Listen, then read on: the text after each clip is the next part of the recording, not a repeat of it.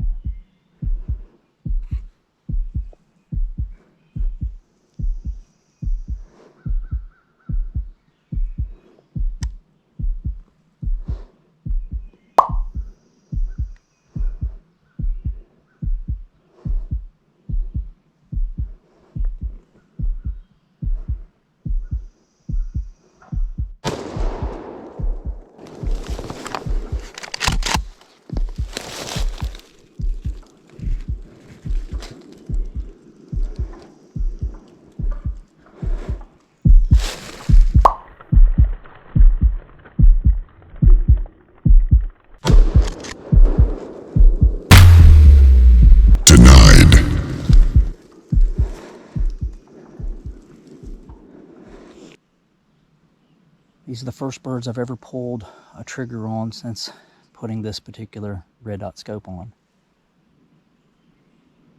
And I can't hit anything, so I'm gonna have to go shoot it and see what's up with it. But another super exciting, fun hunt.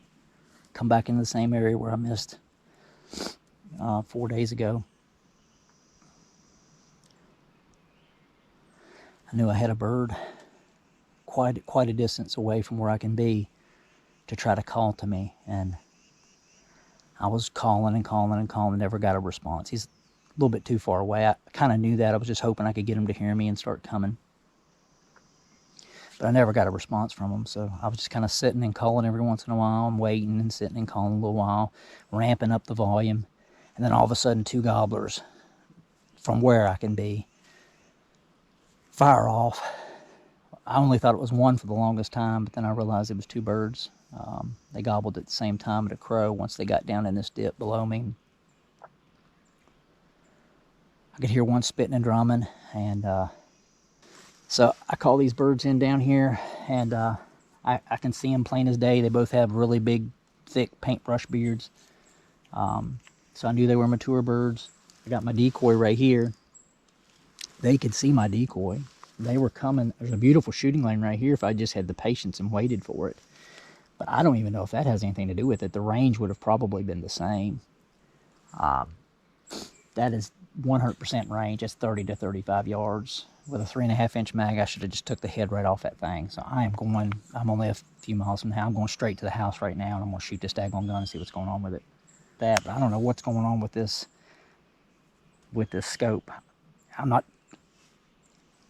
I just know that the dot was on the head, pulled the trigger good, wasn't rushing a shot that time at all. He was in the open, 30 to 35 yards.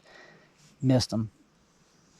He actually puts come around, gets it about probably 45 to 50 yards. I shoot again, nothing. He puts on up the hill, so I know he's not hit at all, or he wouldn't slip away. The other bird went that way, so I broke those 2 up. But man, I'm telling you, this place is on fire. I'm going to sneak out of here as best I can, and I'll come back in here tomorrow, but I'm going straight to the house to shoot this gun right now and see what's going on with it. I don't know what to think about this. This is insane. But another really fun, beautiful hunt.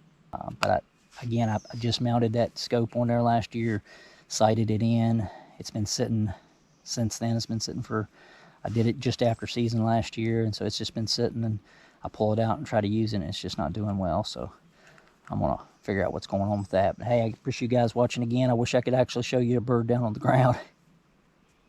I'm going to keep trying at it because I'd really like to have one to make a wing bone call. But another beautiful morning, another exciting, fun turkey hunt.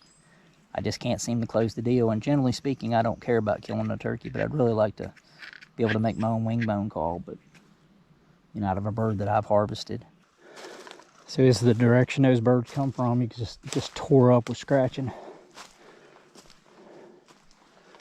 This whole ridge. Just, whole thing, just nothing but turkey scratching.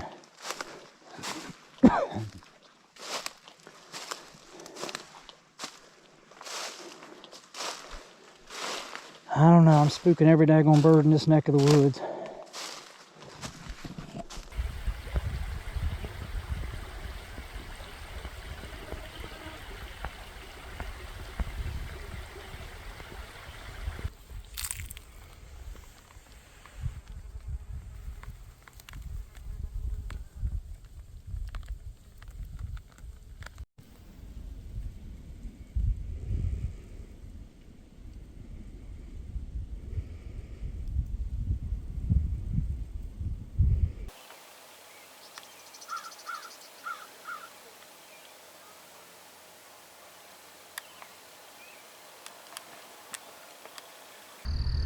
All right, so I took the time this afternoon to shoot the gun. My wife gets these big chewy boxes in the mail regularly. I took one of those boxes and set it out at 25 yards and shot, and barely caught the high right corner of the box.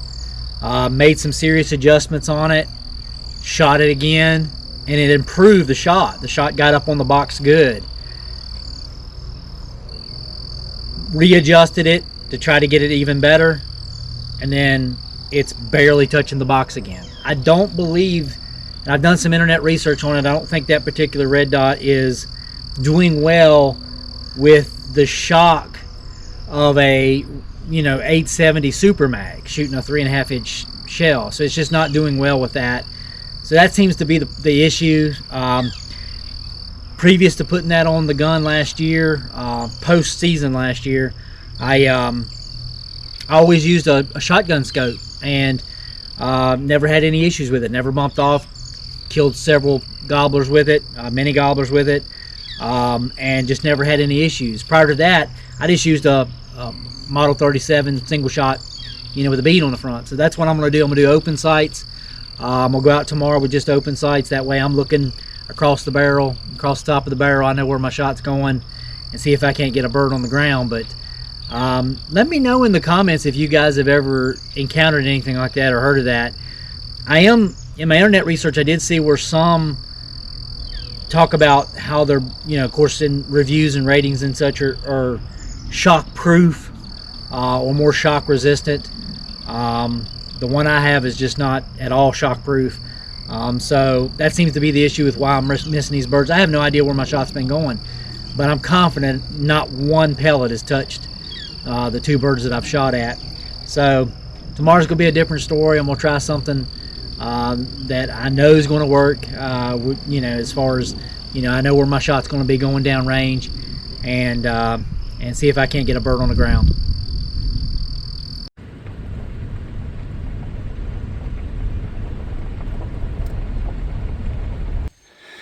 Well, I went up on top of the high point in the middle of the farm in the back and blew a coyote howler one time.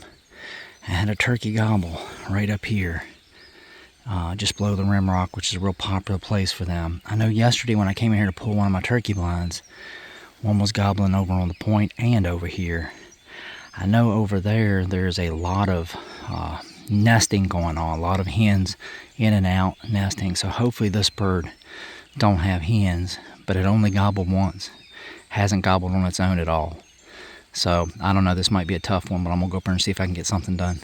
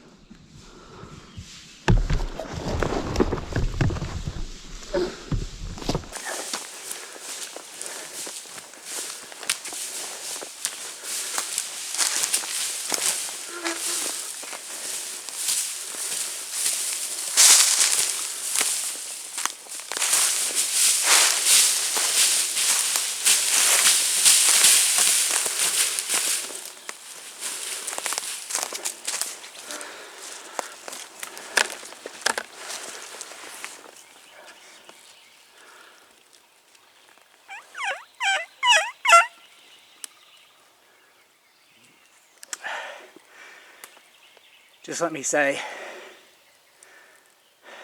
open sights is the bomb.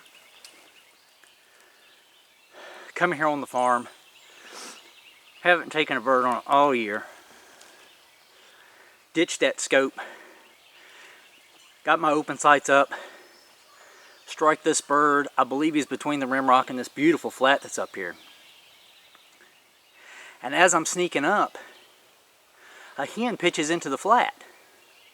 And I'm standing there like I'm not a bit ready. I mean, I don't have my mask, I don't have my gloves, I don't have anything.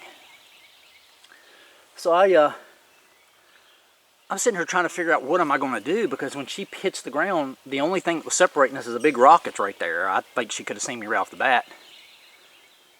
So I was like, man, this is crazy. I'm starting to scan around to see where I can drop and where I could sit. And there wasn't much to choose from. When all of a sudden I look up and here comes the gobbler pitching straight down into the flat, out of view.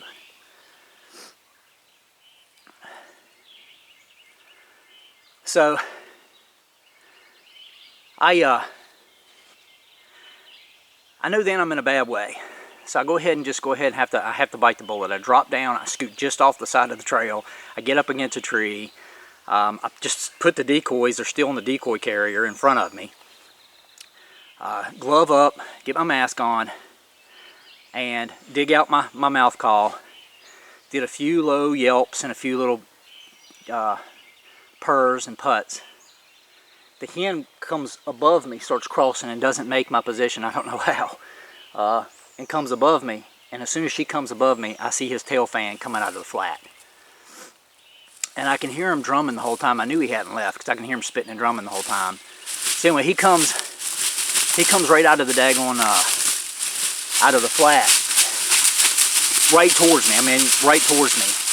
The problem with this handy cam is sometimes when the gun goes off, it shuts it and it doesn't record the bite. But I should have it on the GoPro. But anyway, he's just right there. You know, probably 25 yards. I mean, right where you want them. Maybe 30. So put the open sights on them and boom. I tell you, open sights is the way to go. I'm going to do a lot of research before I go back to a red dot type situation, at least on this gun. But glad to have figured out the problem. 3 hunts. Whew.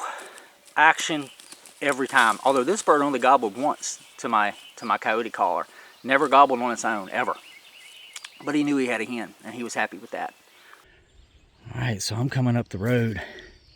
I believed that gobbler had gobbled between this flat and the rim rock at the top. I didn't realize he was much closer to the flat. He was just above the flat. But when I got to here, I heard wings flutter, and I watched a hen swing in and land in behind that rock right there. Thank goodness when she hit the ground, she was behind that.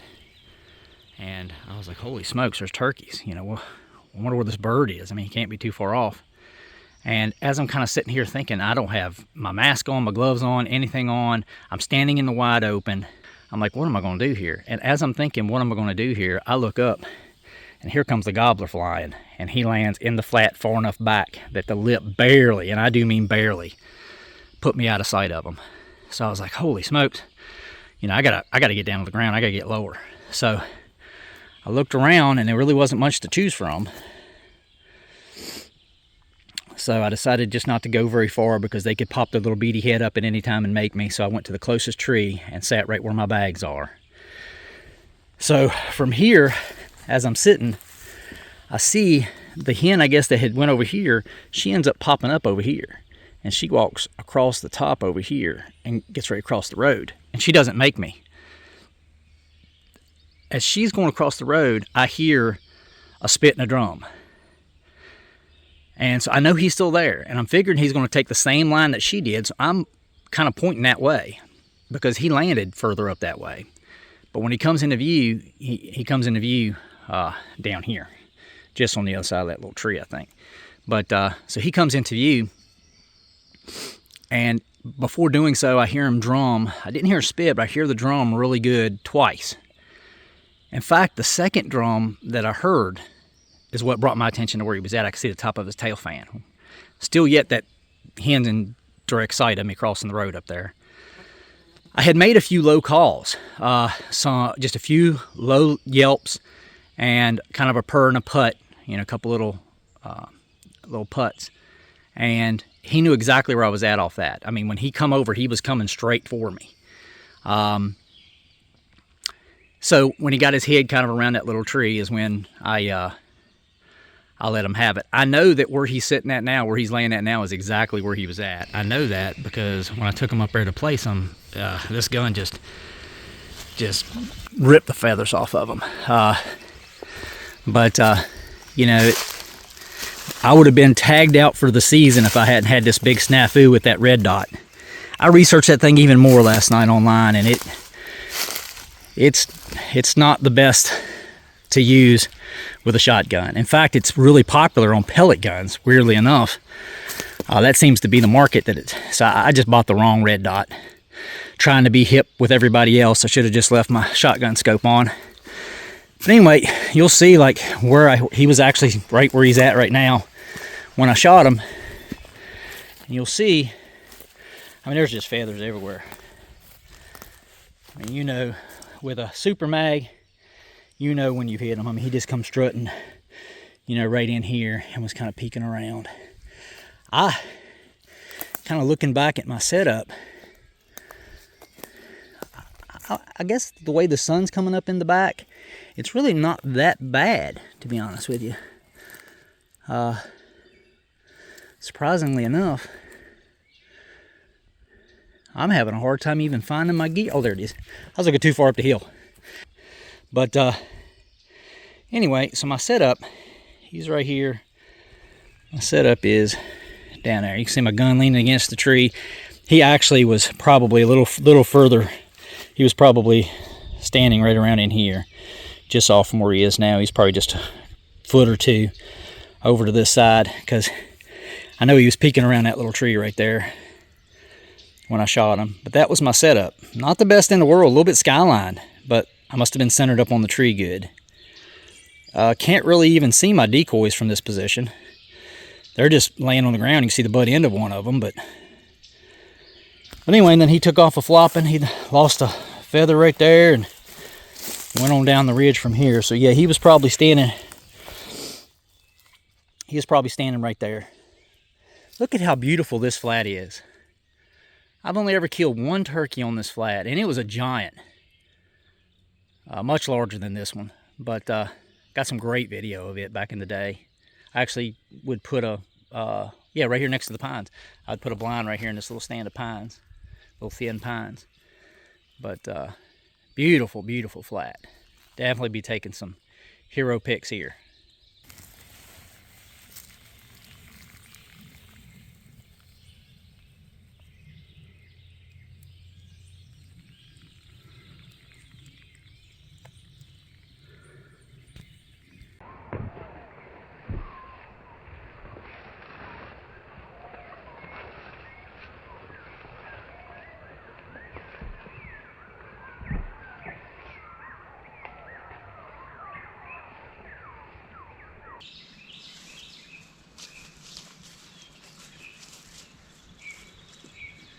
All right, everyone, so I got him all measured up. He's got a solid 10-inch beard. He's just over 20 pounds. He's 20.2 pounds.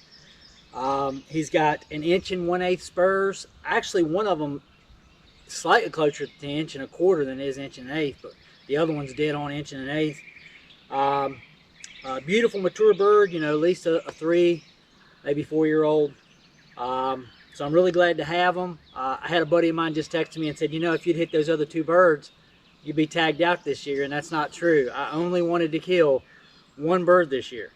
And if I had shot that other one and connected with it right off the bat, then that would have been it. I wouldn't have went out anymore. But I haven't, you know, I've enjoyed hunting the last couple days, just because anyone that I would want to take out, you know, to kill a bird in video, they were all working. I didn't have anybody that was off at the same time as me the last couple days. So it worked out really good. I'm glad to have this bird. I'll be able to make my wing bone calls out of it. Been watching a lot of tutorials on how to do that. Catman had a real good tutorial out, and I watched it. I'll tell you, some of the calls that I've been using, I don't know if you guys subscribe to Dale Outdoors, but I've never been really good with a mouth call, and I'm still not. But man, I have just been calling them in left and right with my diaphragm call, you know, in the last week. So a lot of that I got to give credit to Dale from Dale Outdoors. I've been watching a lot of his videos and have learned a lot about how to use a mouth call. But anyway, we'll get some hero picks done. I hope you guys enjoyed the video.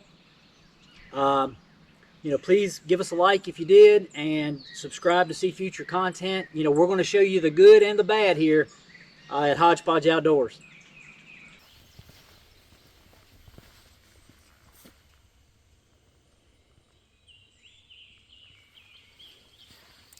This is where I missed the 2 birds, very close to where I missed the 2 birds my last 2 hunts. I'm on my way home with my gobbler from this morning.